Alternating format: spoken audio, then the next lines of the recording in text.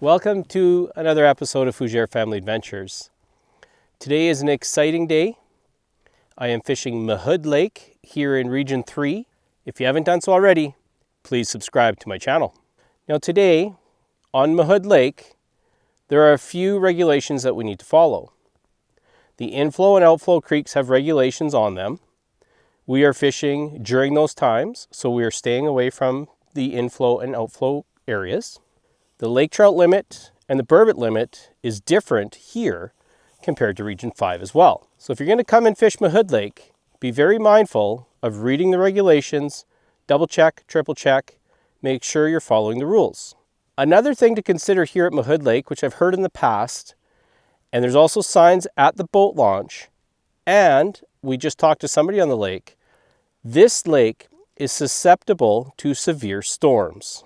If you are out here, have a boating plan, be prepared, and do not go too far away from shore. You'll see as we fish up the lake, it's very narrow, so I would imagine this acts as a wind funnel. If you see the wind coming, get off. And that's exactly what the guys that we met said. They said, make sure you get off the lake right away. The lake level is extremely low today. It made launching the boat quite interesting. I would imagine bigger boats are a little bit more difficult as well. There is a provincial campground here on Mahood Lake. So if you're looking to stay right on the lake, you can stay in the campground. It looks fairly treed, so bring lots of bug spray. And if you want to stay somewhere in comfort, there are a couple resorts on Canim Lake. Now, if you've watched our channel before, you'll know that Rainbow Resort is one of our favorites. I'll put a link here in the description, and you can also check it out on our playlists. There's also South Point Resort, which would be closer to Mahood, and there's Reynolds Resort. There's plenty of resorts in the area that you can stay in a cabin and stay comfortably and make the drive. It's about an hour drive. Just be mindful of the drive out here. We've passed multiple logging trucks on the way out here, so be very careful. The road is windy, the road's full of washboard, and it can be really hard on your boat and your motor. So take your time. If you haven't subscribed to my channel, please do. And I hope you enjoy this video of Mahood Lake. Now today we're going to be jigging for lake trout. Jigging for lake trout is by far my most favorite way to catch lake trout. It's quite simple. You can do it with everybody on the boat. You can do it with pontoon boats, bigger boats, smaller boats. We're just going to troll around until we mark a fish. Then I'm going to yell drop, and everyone on the boat drops. I put the boat in neutral, and then I reverse back so that our lines are straight up and down in the water. Now today I'm using my Garmin Striker 4. I have the A-scope setting on like I always do. If you want to learn how to use the A-scope on a Garmin Striker 4, check out my video. I'll put a video of the Garmin Striker 4 in the description here for you. And let's catch some fish. Drop. So we marked one fish, neutral. We're going to back up to him. The water here is similar to Canim Lake. So it is tea stained, brown, tannin, whatever you want to call it. We're going down to this fish here. Here's the best part about jigging. Shut your motor off, and hopefully that fish is still down there. We're quite a ways today. We're just about 70 feet down. Now, because it's our first time here at Mahood Lake, I always do some scouting. I always take a look on Angler's Atlas. I go to bathymetric maps. There are government bathymetric maps you can find. I also use an app called Navionics, made by Garmin. Navionics is a great app to help tune you in to an area, but I wouldn't 100% trust it. The other day we were out on Canim and we went to find an area in particular that we're looking for. The Navionics app came with us on its phone. It works offline if you have the map downloaded. And it took us to the area, but we couldn't find the pocket of water that we were looking for. So be really mindful of that. It's not 100% accurate. It's not to be used for navigational purposes, but it will help you key in on prime areas for fishing. This little bay here, you look on any map, it'll say Lunker Bay. It's no secret, Lunker Bay. So why not start at Lunker Bay? Maybe there's some fish here, maybe there isn't. So as the captain of the boat, you kind of get to choose whether or not you stay or go. But our method is, if we're not marking a fish, we're not going to sit here and keep jigging. We're going to move on. So I'm using my 13 Fishing Defy spinning rod today. It's a fast action medium heavy rod. This was sent to me by Rapala to give it a try. I'm also trying their Crush City soft plastics and some VMC jig heads. And so far the fish are, no pun intended, crushing them. I think I just had a hit there. Oh, yeah, oh, he's coming. He's coming, he's coming, he's coming. There he is, yeah! Yeah, I got to watch him. Oh.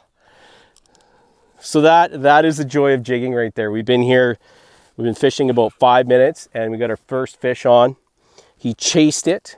It was absolutely awesome to watch him chase it on the fish finder. He hit it once, he missed it. And I reeled up and I watched him, just like a video game, watched him crush it.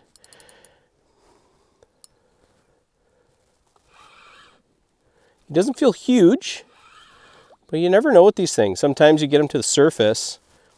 It could be that 20, 30 pound fish that you're looking for. Nope, not a big fish.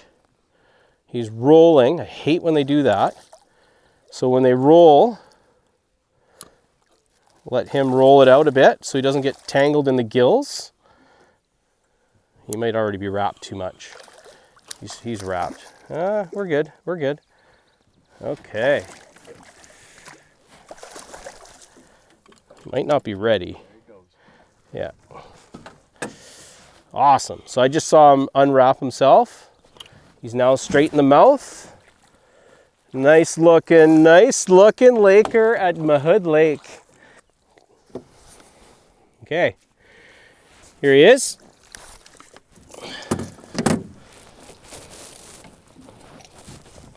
My first lake trout out of Mahood. It's a beautiful fish. Gorgeous, gorgeous fish. Okay, got him revived. We're gonna put him back in the water and let him swim away. There he goes. Yeah, love it. I love going to new lakes and finding lake trout, fish, whatever I'm targeting, and catching them. That's awesome. Oh, there's another one. Drop down. Drop down. Drop, drop, drop, drop. There's another one right there. That right there. Get on him, get on him. I got a feeling. Yeah. I had a buzz bomb on, so I got that on a blue 3-inch heavy holographic buzz bomb. This blue buzz bomb here is like the perfect profile. It's heavy, it gets down quick. I usually use this when it's windy. It gets down quick, it stays down more. So I use this a lot. It was on here on my last trip, but I'm gonna put on the soft plastic and see if they like these. This is the VMC jig head and the Crush City soft plastic. They are made to stretch and they are impressive. I don't fish enough soft plastic, so we're gonna give this a go. Now all we do is we get ready, we put our finger on there, open our bail, and we're all ready to go as soon as we mark a fish. We're definitely concerned about wind. So we're watching the weather, we're watching down the lake to see if it starts looking windy. If you see just a little bit of a ripple coming and you're not familiar with the lake, always a good idea to get close to shore, get close to safety in case something does happen so that you can get off the lake as quickly as you need to. I can go home now. Day was all worth it. So we're going to fish in the exact same way I do everywhere. We're going to do zigzags. We zigzag everywhere. We follow contours, we watch our fish finder. We're seeing what's down there. I'm not just looking for fish, I'm looking for fishy looking areas, places where it comes up from deep and then it levels out. So I would imagine, oh, drop, there we go. I would imagine more fish will be on that shelf. We're fishing inside the bay right now. Fishing quite deep here, so I'm not terribly worried about scaring them with the motor, but I will shut the motor off. So you can watch some of my other videos that I have on lake trout, try to give you all the tips that I learn. I'm self-taught, for the most part. I do use YouTube. YouTube is great. That's why I have this channel, to help you out, to help myself out. If I want to remember, okay, what did I do here? What did I do there? You can always look back on those videos. You can go watch them again, and you can get some vital information. Information like how to fillet a burbot, how to clean a burbot. We had a burbot there. We have, you know, first time people trying to clean them themselves. And it's great. It's a great way to learn. You're not going to learn unless you do it. So get out there, watch a video, go try it yourself, go fishing. Get down there, get down there, get down there. So these soft plastics, these fish will absolutely crush them. Any slight breeze though, they're not great. If you have an anchor or an anchor lock system on your boat, it'll work just fine. I've been trying tubes in the past. I've caught lake trout on tubes. For some reason, I like the hard baits a lot, just because they're heavy, they get down there. And the hard baits, they also make a different noise. You can clang them on the bottom, you hit them on the bottom, and they'll make good noise for these fish. You want them to come in and investigate. Now obviously, I was drawn to the name Lunker Bay. I really wanted to fish Lunker Bay. It's going to be no secret. I'd almost guarantee that most people new to this lake are going to come here and try Lunker Bay. Why not, right? But it's such a huge lake. I've marked off 10 different spots on this lake that I'm going to try if we have enough time. There are many more spots. I've only marked off halfway down the lake.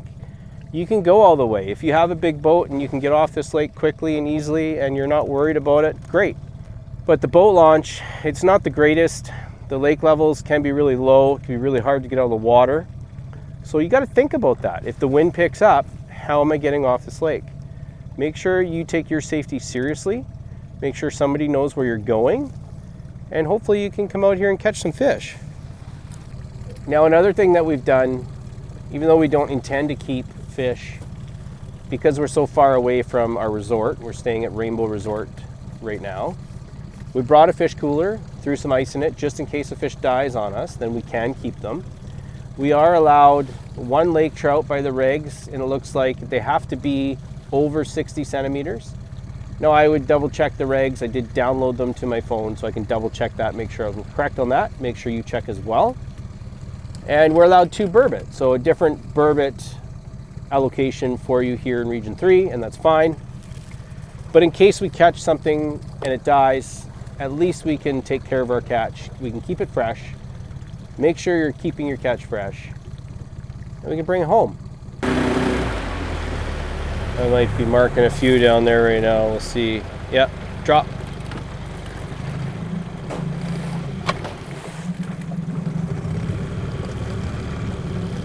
They're way down to 70 feet down.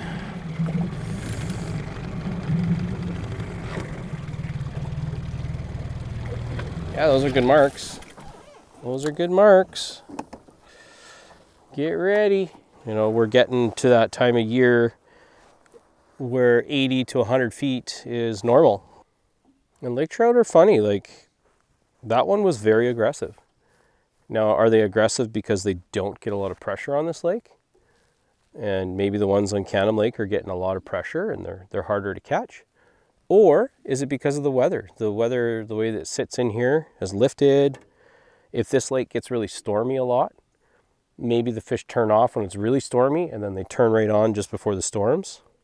Now, I'm not too familiar with the other species that are in this lake, in Mahood Lake. So if you know, please comment on this video. I would imagine there's rainbows. We have the Canim River here, which is a classified water river. It's supposed to be good for fly fishing. We have probably kokanee in here. There's kokanee up in Canim. There's no reason why they couldn't be down here if they survived the fall at the falls, Canim Falls. I don't know too much about this lake, really. I know that it's gorgeous. There's lots of views. I know that it can be very dangerous. And that's not the case today so far. We've got some rain clouds up above us. They're starting to come this way. Getting a little bit of a breeze.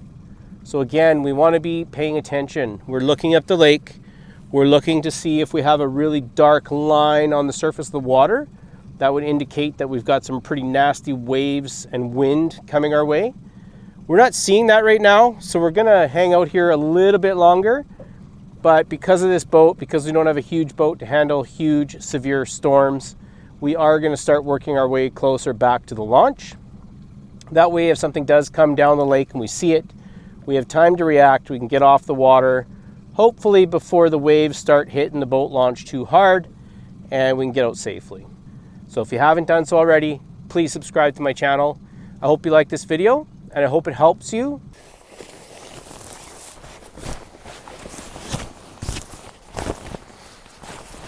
I can't believe we're not getting hit more. Like, we should be, both of us should be getting hit.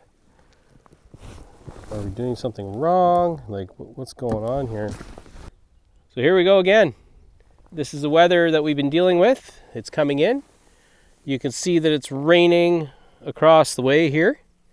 It's coming this way though, but it looks like it's going up the lake. The wind is coming this way. So we're very uncertain. So we are going to get closer to the launch. There's a couple places you can fish close to the launch. We're just going to wait it out and see what happens. And if this thing hits us here, we will be off the lake in time before we're in trouble. If you haven't done so already, please subscribe to my channel. We are going to get out of here before it gets too bad.